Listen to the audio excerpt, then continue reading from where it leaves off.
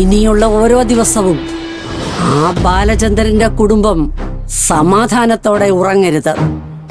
നിങ്ങൾ ഈ പറഞ്ഞ സംഭവം നടക്കുമ്പോ ഞാൻ നാഗരകാവിൽ വിളക്ക് വെക്കാൻ പോയിരിക്കായിരുന്നല്ലോ. അവര് വരുത്തലാണ് ബാല. വെളിച്ചപ്പാട് ഉറഞ്ഞു നിൽക്കുന്ന സമയത്തല്ലേ മുന്നിലേക്ക് വന്ന് കയറി കൊടുത്തത്. സത്യം പറഞ്ഞ പിന്നെ അവിടെ നടന്നതൊന്നും യാഥാർത്ഥ്യമാണെന്ന് ചിന്തിക്കാനേ പറ്റുന്നില്ല.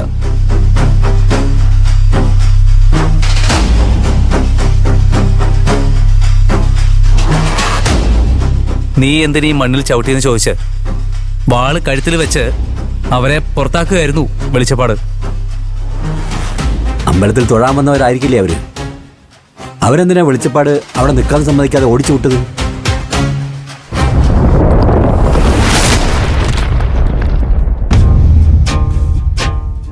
ആ വെളിച്ചപ്പാടിന് പോലും മനസ്സിലായി, ഉൾക്കാഴ്ചയിൽ അറിഞ്ഞിരിക്കുന്നു നമ്മൾ ഈ മണ്ണിൽ കാലുകുത്തിയത് നല്ല ഉദ്ദേശത്തോടു കൂടി അല്ലെന്ന്.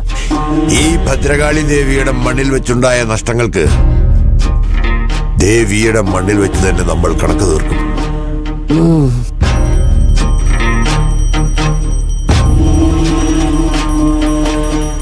ഭഗവതി, ഭദ്രകാളി, എന്റെ ബാലമാമയും ആയിരപ്പറ കുടുംബത്തെയും എല്ലാ ആപത്തുകളിൽ നിന്നും കാത്തുരക്ഷിക്കണേ.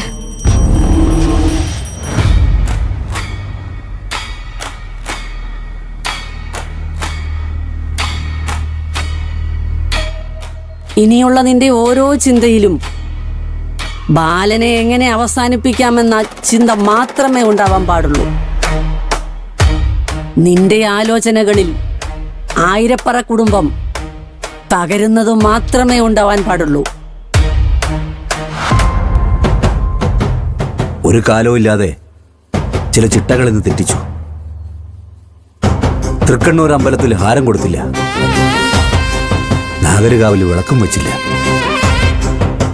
വെളിച്ചപ്പാട് പറയുമ്പോൾ മാത്രം ഓർമ്മയിലേക്ക് വന്ന ചില അപശകുനങ്ങൾ.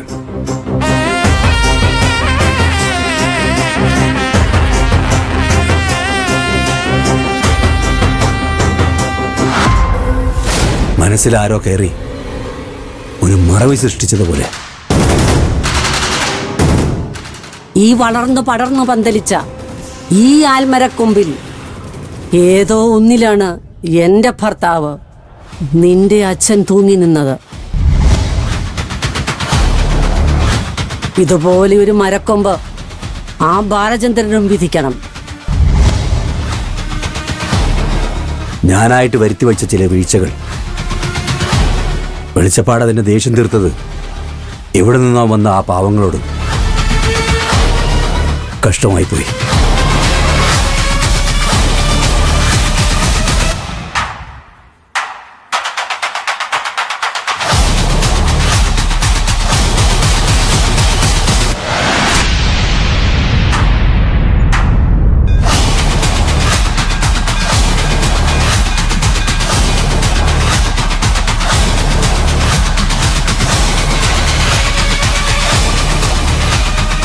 ഈ അമ്പലത്തിന്റെ ശ്രീകോവിൽ വാഴും തൃക്കണ്ണൂർ ഭദ്രകാളിയെ സാക്ഷി നിർത്തി ഞാൻ പറയുക, ഇനി ഞാൻ നിന്റെ മുമ്പിൽ വരണമെങ്കിൽ അത് എന്റെ ഭർത്താവിന്റെ മരണത്തിന് കാരണക്കാരനായ ബാലചന്ദ്രന്റെ ശവം കണ്ടതിന് ശേഷം മാത്രമായിരിക്കും. ബാലചന്ദ്രൻ മരിച്ചുവെന്ന് അവന്റെ ശവം കണ്ട് ബോധ്യപ്പെട്ടതിന് ശേഷം കുളിച്ച് ശുദ്ധി വരുത്തി തിരുവാഭരണം ചാർത്തി നിൽക്കുന്ന നിന്നെ ഞാൻ നമസ്കരിച്ചു തൊഴും. ഇത് സത്യം, സത്യം, സത്യം.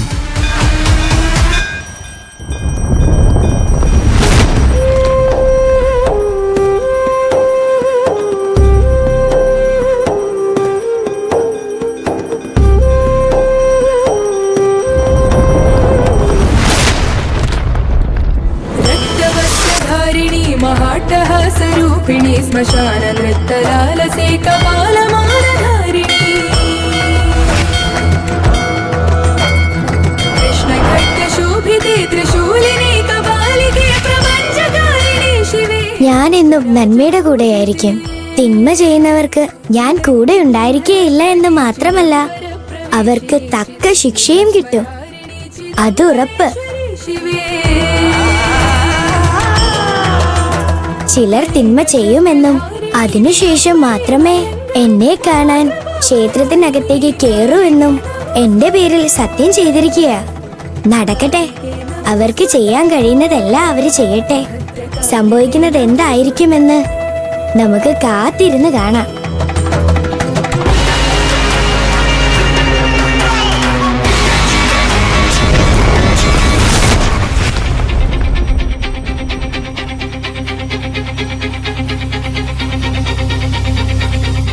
അമ്മേ, നന്നായിട്ട് തൊഴാൻ പറ്റിയല്ലേ?